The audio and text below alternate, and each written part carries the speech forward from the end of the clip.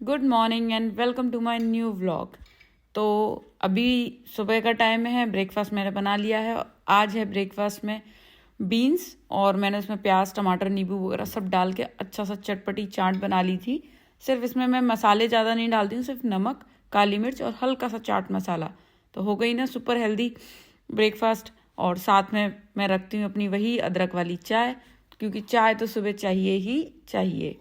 तो मैं ख़त्म करती हूँ अपना ब्रेकफास्ट। और आज आपने क्या ब्रेकफास्ट बनाया, या आप क्या हेल्दी ब्रेकफास्ट बनाते हैं, या आपने अगर मेरे साथ साथ इस सीरीज़ में कुछ भी हेल्दी चीज़ अपने पूरे डे के मील में कुछ भी ऐड किया है ना, तो प्लीज़ मुझे बताइएगा ज़रूर, मुझे बहुत अच्छा लगेगा। बट मैं तो यही बोलूँगी कि एटलीस्ट ब्रेकफास्ट को तो सुबह हेल्दी रखिए ही रखिए। देखिए हम भारतीयों को ना बहुत अच्छे लगते हैं पराठे वगैरह, बट प्लीज़ देखिए नहीं खाइए, क्योंकि यहाँ पर इंडिया के घरों की तरह यहाँ के घरों में कोई आंगन नहीं होता या आगे लॉबी नहीं होती जो खुला एरिया हमारे इंडिया के घरों में होता है। यहाँ पर पूरे घर कवर होते हैं और ऐसे ही मेरा भी घर है। तो मैं नहीं चाहती कि धूप की एक भी किरण मिस हो। और सर्दी में धूप कितनी प्यारी लगती है तो आप सभी जानते हैं ना। तो इस वाली विंडो से सबसे अच्छी धूप आती है।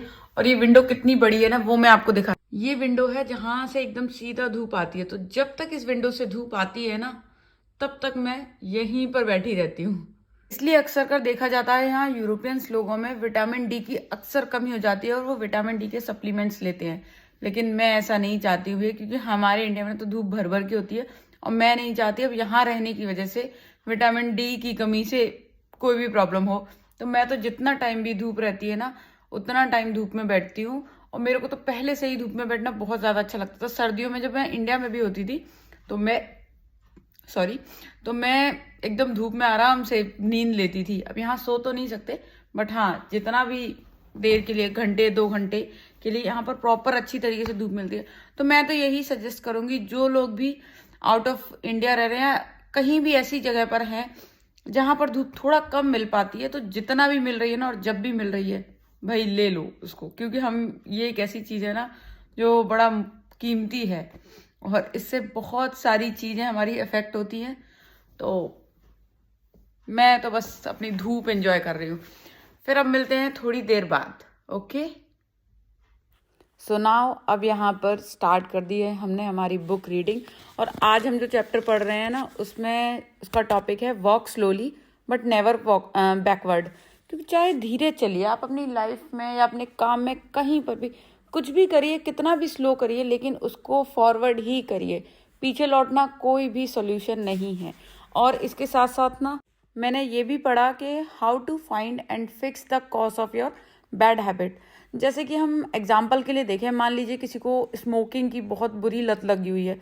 अब उसको एक चीज़ ये करनी चाहिए कि जब भी उसको स्मोक करने का मन करे ना, तो पहले कम से कम 3 या 4 बार सांसें ले लंबी लंबी, अपने चेहरे पर एक स्माइल लाए, खुद को एटलीस्ट 2 से 5 मिनट का एक पॉज दे, सोचे, कुछ ना सोचे चलो भले ही, लेकिन एक पॉज दे खुद को। और उस पॉज के बाद भी अगर उसका मन करता है तो वो आगे उसके बारे में सोचे कि स्मोक करना है या नहीं करना। बट एक वो 5 मिनट का पॉज देने से ना, मे बी ये भी हो सकता है कि आगे चल के उसका मन ना करे, सोचे चलो यार इस बार छोड़ते हैं, बाद में देखूंगा। तो ऐसे अगर ट्राई करने से धीरे धीरे किसी की स्मोकिंग छूटती है, या हम ऐसा कोई भी आइडिया या कोई भी टिप किसी और चीज़ में भी लगा सकते हैं, वो हमारे ऊपर डिपेंड करता है। तो यही है कि हमको हमारी बैड हैबिट्स को ढूंढना है और उनको फिक्स करना है, और उसी के साथ साथ कुछ छोटी छोटी इस तरीके की हमारी गुड हैबिट्स क्रिएट होती जाएंगी, जो कि हमारी बैड हैबिट्स को ऑटोमेटिकली डिमिनाइज करती जाएंगी। तो यही छोटी सी बात है जिसको समझने के लिए ना बहुत बड़ी बड़ी बातों में हम उलझ जाते हैं कि स्मोकिंग या अल्कोहल, ये तो एक बहुत छोटा सा एग्जाम्पल है। लाइफ में बहुत बड़ी बड़ी प्रॉब्लम्स होती हैं और बहुत बड़ी बड़ी बैड हैबिट्स भी हमारे अंदर होती हैं।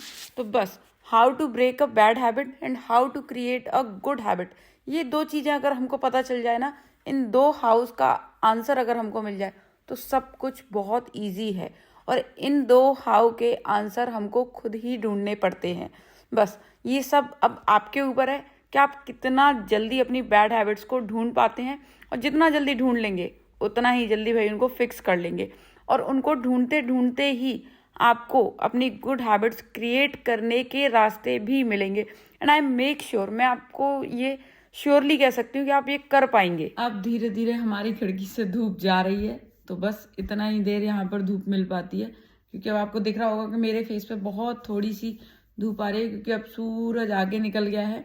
और पता है मैं यहाँ इतनी देर से बैठी हूँ, मैंने अपनी बुक रीडिंग ख़त्म कर ली, उससे पहले मैंने यहाँ बैठ के ब्रेकफास्ट किया था, और भी मैंने बीच में अपने छोटे मोटे कुछ काम कर लिए, और उसके बाद मैं मे बी शायद 20 मिनट से फ़ोन पे कुछ ना कुछ देख रही हूँ।